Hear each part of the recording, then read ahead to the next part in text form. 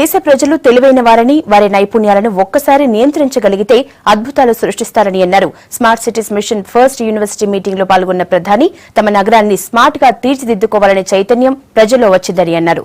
Video conference ద్వారా ప్రోగ్రాంలో పాల్గొన్న ఏపీ సీఎం చంద్రబాబు విశాఖపట్నం అభివృద్ధికి తీసుకున్న చర్యల్ని వివరించారు.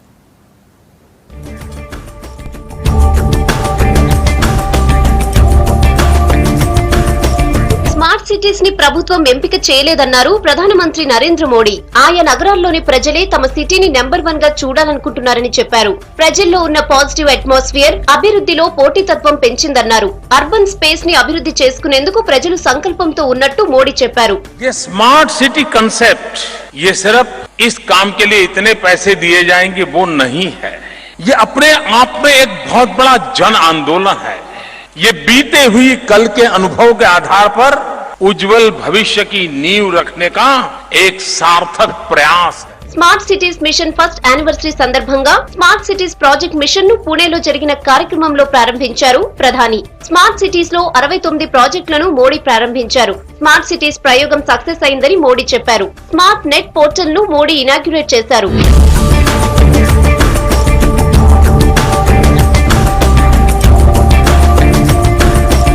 అర్బన్ ఇండియాలో స్మార్ట్ లివింగ్ కోసం ఇవాళ ఫస్ట్ స్టెప్ పడిందన్నారు urban development minister Venkaiah Naidu.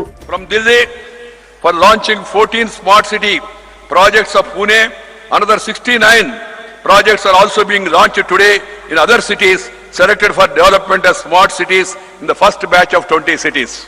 These projects are the first shoots of urban renaissance and mark the beginning of the much needed urban transformation in our country. ఈ programme లో video conference ద్వారా పాల్గొన్న AP CM Chandrababu Naidu విశాఖలో చేసిన అభివృద్ధి పనులను వివరించారు. ఎల్ఈడి బల్బులు, కమాండ్ కంట్రోల్ సెంటర్, ప్రతి ఇంటికి ఇంటర్నెట్ ఇచ్చిన విషయాలను ప్రస్తావించారు. Visakhapatnam sir, not only in East Coast, even in India, it is one of the most beautiful city.